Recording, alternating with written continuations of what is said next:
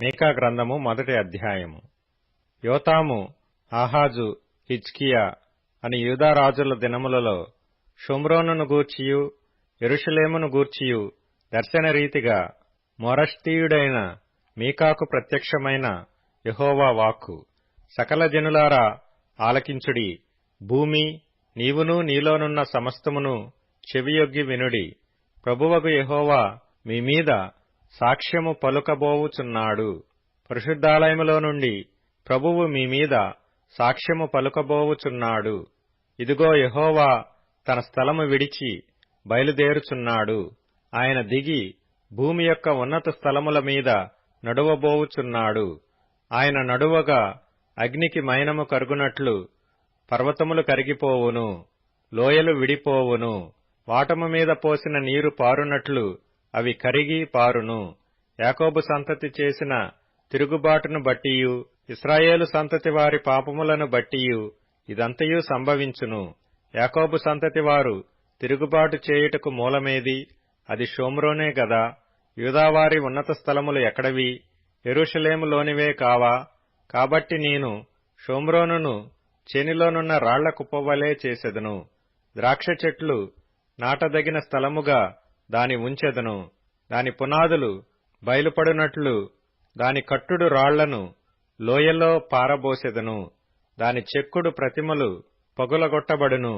దాని కానుకలు అగ్నిచేత కాల్చబడును. అది పెట్టుకొనిన విగ్రహములను నేను పాడుచేతును. అది వేశ్యయై సంపాదించుకొనిన జీతము పెట్టి వాటిని కొనుక్కొనెను గనుక అవి వేశ్యయగు దాని జీతముగా మరలా ఇయ్యబడును. దీని చూచి నేను కేకలు వేయిచు ప్రలాపించుచున్నాను. ఏమీయూ లేకుండా దిగంబరినై నక్కలు అరుచునట్లు అరుచుచున్నాను. నిప్పుకోడి మూల్గునట్లు మూల్గుచున్నాను. దానికి తగిలిన గాయములు మరణకరములు. అవి యూదాకు తగిలియున్నవి. నా జనుల గుమ్మముల వరకు, యెరూషలేము వరకు అవి వచ్చియున్నవి. గాతు పట్టణములో దీనిని తెలియజెప్పవద్దు. అచ్చట ఎంతమాత్రమును ఏడ్వవద్దు. బేత్లెయప్రలో నేను ధూళిలో పడి పొర్లితిని. షాఫీరు నివాసి, దిగంబరివై అవమానమునుంది వెళ్లిపొమ్ము. జయనాను వారు బయలుదేరక నిలిచిరి. ప్రలాపము బేతెజెలులో మొదలుపెట్టి జరుగుచున్నది. మారోతు వారు తాము పోగొట్టుకొనిన మేలును బట్టి బాధ నొందుచున్నారు. ఎలయనగా యెహోవా యొద్ద నుండి కీడు దిగి యెరూషలేము పట్టణ ద్వారము మట్టుకు వచ్చెను. లాకీషు నివాసులారా, రథములకు యుద్ధపు గుర్రములను కట్టుడి. ఇశ్రాయేలు వారు చేసిన తిరుగుబాటు క్రియలు నీ యందు కనబడినవి. అది సీయోను కుమార్తె పాపమునకు ప్రథమ కారణముగా ఉండెను. మోరెషద్గతు విషయములో మీరు విడుదలకై కోలు ఇయ్యవలసి వచ్చును.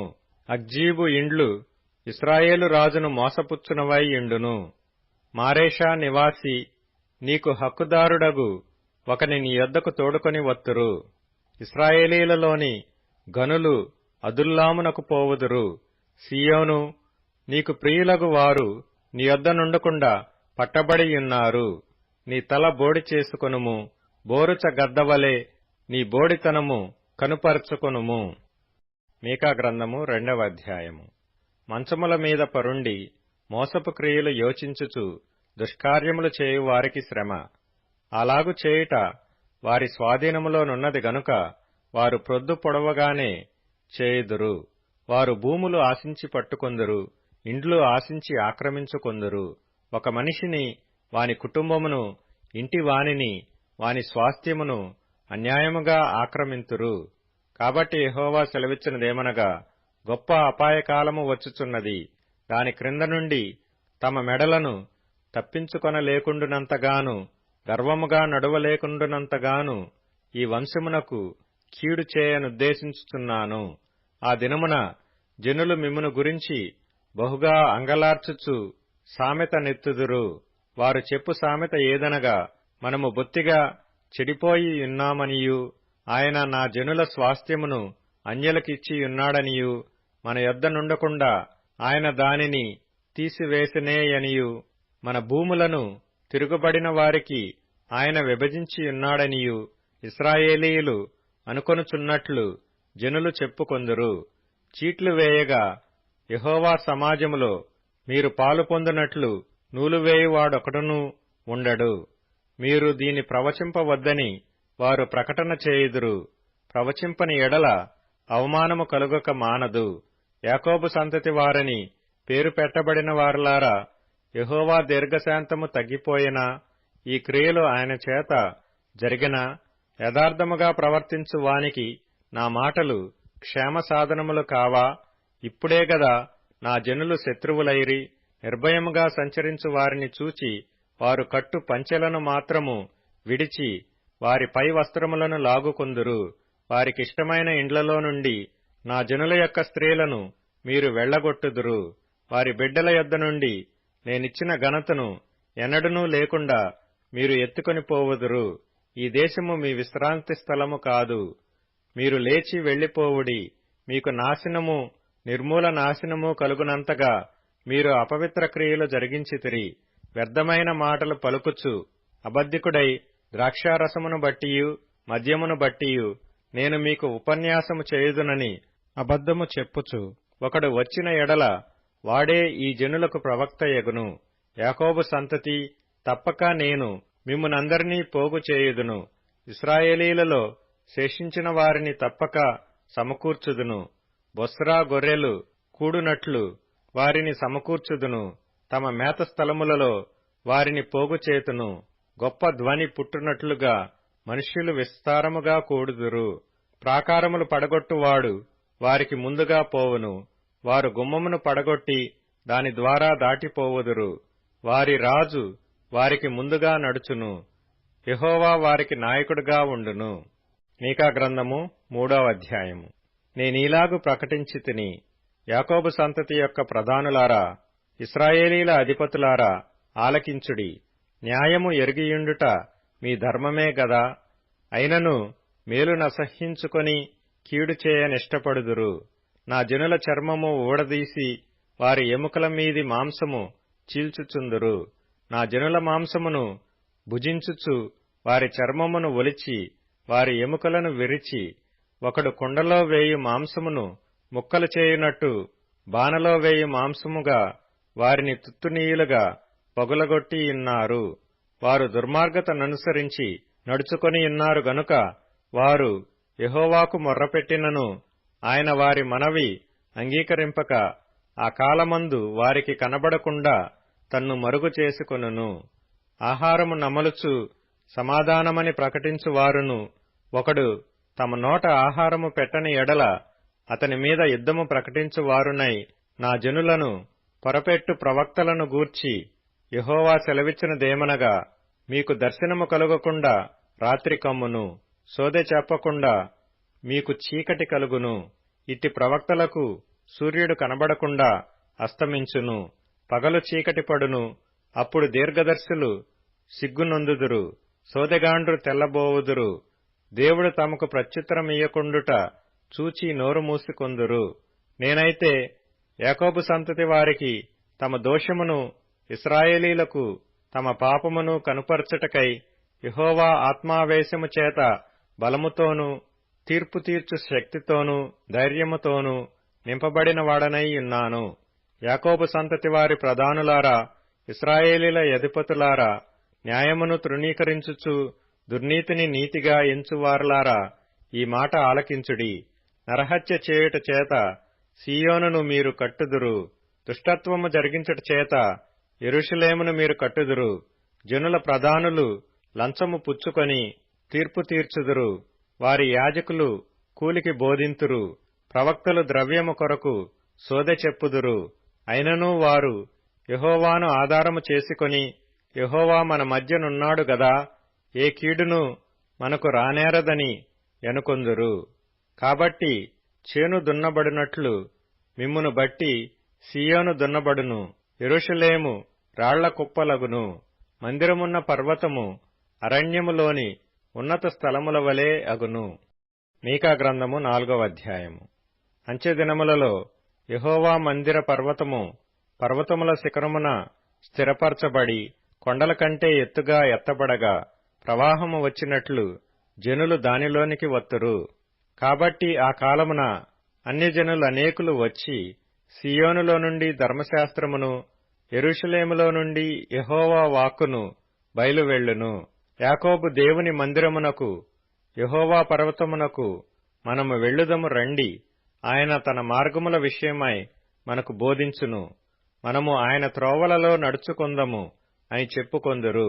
ఆయన మధ్యవర్తి అయి అనేక జనములకు న్యాయము తీర్చును. దూరమున నివసించు బలముగల అన్యజనులకు తీర్పు తీర్చును.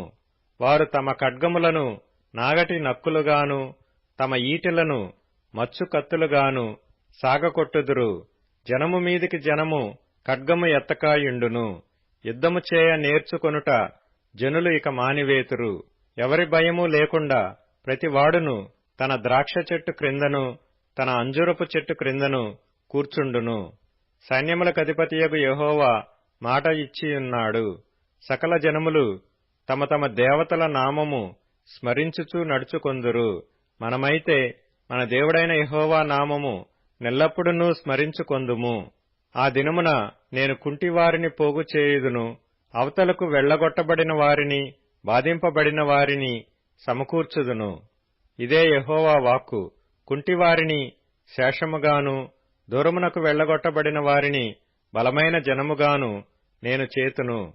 యెహోవా సీయోను కొండయందు ఇప్పటి నుండి శాశ్వత కాలము వరకు వారికి రాజుగా ఉండును. మందల గోపురమా, సీయోను కుమార్తె పర్వతమా, మునుపటిలాగున యెరూషలేము కుమార్తె మీద నీకు ప్రభుత్వము కలుగును. నీవెందుకు కేకలు వేయుచున్నావు?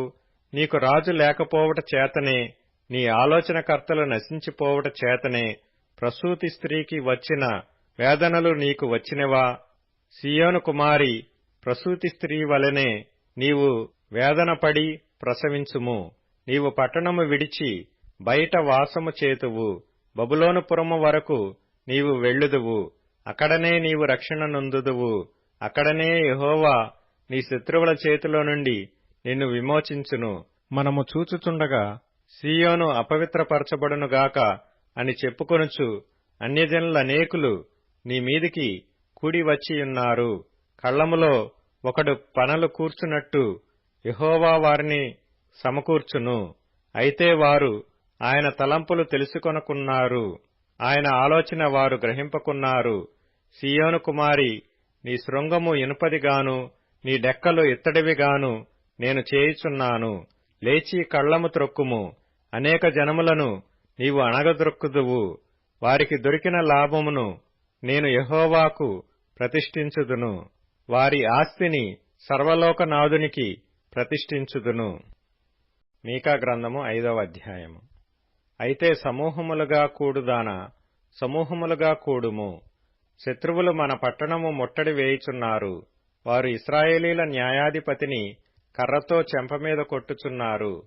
బెత్లెహేము, ఎఫ్రాతా, యూదావారి కుటుంబములలో నీవు స్వల్ప గ్రామమైనను నా కొరకు ఇశ్రాయేలీయులను ఏలబోవు వాడు నీలో నుండి వచ్చును. పురాతన కాలము మొదలుకొని శాశ్వత కాలము ఆయన ప్రత్యక్షమగుచుండెను. కాబట్టి ప్రసవమగు స్త్రీ పిల్లను కనువరకు ఆయన వారిని అప్పగించును. అప్పుడు ఆయన సహోదరులలో శేషించిన వారును ఇశ్రాయేలీలతో కూడా తిరిగి వత్తురు. ఆయన నిలిచి యెహోవా బలము పొంది తన దేవుడైన యెహోవా నామ మహాత్మ్యమును బట్టి తన మందను మేపును. కాగా వారు నిలుతురు. ఆయన భూమ్యంతముల వరకు ప్రబలుడగును. ఆయన సమాధానమునకు కారకుడగును. అష్షూరు మన దేశములో చొరబడి మన నగరులలో ప్రవేశింపగా వాని నెదిరించుటకు మేము 7 గొర్రెల కాపరులను 80 ప్రధానులను నియమింతుము. వారు అష్షూరు దేశమును దాని గుమ్మముల వరకు నిమ్రోదు దేశమును ఖడ్గము చేత మేపుదురు. అష్షూరీయులు మన దేశములో చొరబడి మన సరిహద్దులలో ప్రవేశించినప్పుడు ఆయన ఈలాగున మనలను రక్షించును. యాకోబు సంతతిలో శేషించిన వారు యెహోవా కురిపించు మంచు వలెను, మనుష్య ప్రయత్నము లేకుండను, నరుల యోచన లేకుండను గడ్డిమీద పడు వర్షము వలెను ఆయా జనముల మధ్యను నుందురు. యాకోబు సంతతిలో శేషించిన వారు అన్యజనుల మధ్యను అనేక జనములలోను అడవి మృగములలో సింహము వలెను ఎవడనూ విడిపింపకుండా లోపలికి చొచ్చి గొర్రెల మందలను త్రొక్కి చీల్చు కొదమ సింహము వలెను ఉందురు. నీ హస్తము నీ విరోధుల మీద ఎత్తబడి యుండునుగాక, నీ శత్రువులందరూ నశింతురుగాక. ఆ దినమున నేను నీలో గుర్రములుండకుండా వాటిని బొత్తిగా నాశనము చేతును. నీ రథములను మాపివేతును, నీ దేశమందున్న పట్టణములను నాశనము చేతును, నీ కోటలను పడగొట్టుదును, నీలో చిల్లంగివారు లేకుండా నిర్మూలము చేతును. మేఘములను చూచి మంత్రించువారు ఇక నీలో ఉండరు. నీ చేతి పనికి నీవు మ్రొక్కకుండునట్లు చెక్కిన విగ్రహములను దేవతా స్తంభములను నీ మధ్య ఉండకుండా నాశనము చేతును. నీ మధ్యను దేవతా స్తంభములుండకుండా వాటిని పెళ్లగింతును. నీ పట్టణములను పడగొట్టుదును. నేను అత్యాగ్రహము తెచ్చుకొని నా మాట ఆలకించని జనములకు ప్రతికారము చేతును.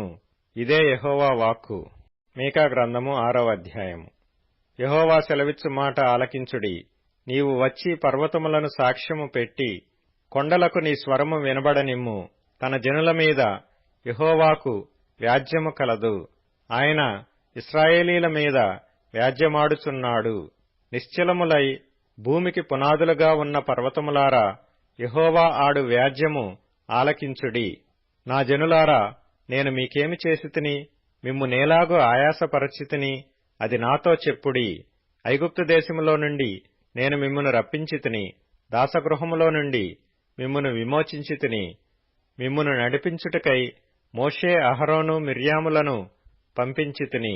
నా జనులారా, యెహోవా నీతి కార్యములను మీరు గ్రహించునట్లు మోయాబు రాజైన బాలాకు యోచించిన దానిని, బెయేరు కుమారుడైన బిలాము అతనికి ప్రత్యుత్తరముగా చెప్పిన మాటలను, షిత్తీము మొదలుకొని గిల్గాలు వరకును జరిగిన వాటిని మనసునకు తెచ్చుకొనిడి. ఏమి తీసుకొని వచ్చి నేను యెహోవాను దర్శింతును? ఏమి తీసుకొని వచ్చి మహోన్నతుడైన దేవుని సన్నిధిని నమస్కారము చేతును? దహన బలులను, ఏడాది దూడలను అర్పించి దర్శింతునా? వేలకొలది పొట్టేళ్లును, వేలాది నదులంత విస్తారమైన తైలమును ఆయనకు సంతోషము కలుగజేయనా? నా అతిక్రమమునకై నా జ్యేష్ఠపుత్రుని నేనిత్తునా? నా పాప పరిహారమునకై నా గర్భఫలమును నేనిత్తునా? మనుష్యుడా, ఏది ఉత్తమమో అది నీకు తెలియజేయబడి ఉన్నది. న్యాయముగా నడుచుకొంటయు, కనికరమును ప్రేమించుటయు, దీన మనస్సు కలిగి నీ దేవుని ఎదుట ప్రవర్తించుటయు ఇంతే గదా యెహోవా నిన్నడుగుచున్నాడు. ఆలకించుడి. యెహోవా పట్టణమునకు ప్రకటన చేయుచున్నాడు. జ్ఞానము గలవాడు నీ నామమును లక్ష్యపెట్టును. శిక్షను గూర్చిన వార్తను, శిక్షను నిర్ణయించిన వానిని గూర్చిన వార్తను ఆలకించుడి. అన్యాయము చేయువారి ఇండ్లలో అన్యాయము చేత సంపాదించిన సొత్తులను, చిన్నదిగా చేయబడిన హేయమైన కొలయు ఉన్నవి గదా. తప్పు త్రాసును, తప్పు రాళ్లు గల సంచియు ఉంచుకొని నేను పవిత్రుడను అగుదునా? వారిలోని ఐశ్వర్యవంతులు ఎడతెగక బలాత్కారము చేయుదురు. పట్టణస్థులు అబద్ధమాడుదురు. వారి నోటిలోని నాలుక కపటముగా మాటలాడును. కాబట్టి నీవు బాగుపడకుండా నేను నీ పాపములను బట్టి నిన్ను పాడుచేసి మొత్తుదును. నీవు భోజనము చేసినను నీకు తృప్తి కానేరదు. నీవెప్పుడూ పస్తుగానే యుందువు. నీవేమైనా తీసుకొని పోయినను అది నీకుండదు. నీవు భద్రము చేసుకొని కొనిపోవు దానిని దోపుడుకు నేనప్పగింతును. నీవు విత్తనము విత్తుదువు గాని కొయ్యక యుందువు.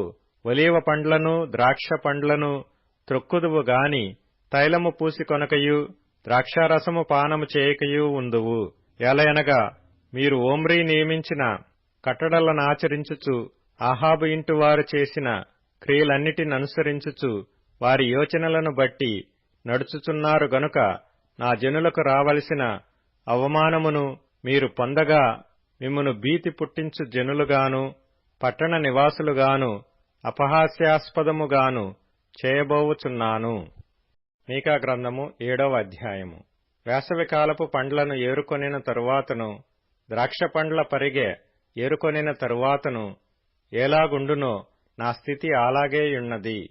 ద్రాక్ష పండ్ల గెల ఒకటియూ లేకపోయెను. నా ప్రాణమునకిష్టమైన యొక్క క్రొత్త అంజూరపు పండైనను లేకపోయెను. భక్తుడు దేశములో లేకపోయెను. జనులలో యథార్థపరుడు ఒకడునూ లేడు.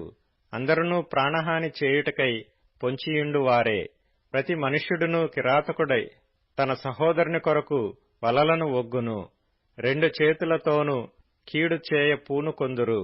అధిపతులు బహుమానము కోరుదురు, న్యాయాధిపతులు లంచము పుచ్చుకొందురు.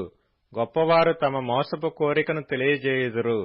అలాగున వారు ఏకపట్టుగా నుండి దాని ముగింతురు.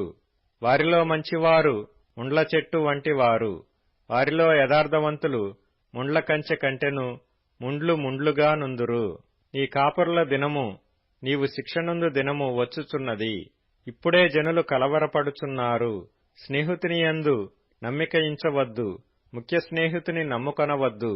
నీ కౌగిలిలో పండుకొనియున్న దాని ఎదుట నీ పెదవుల ద్వారమునకు కాపు పెట్టుము. కుమారుడు తండ్రిని నిర్లక్ష్యపెట్టుచున్నాడు.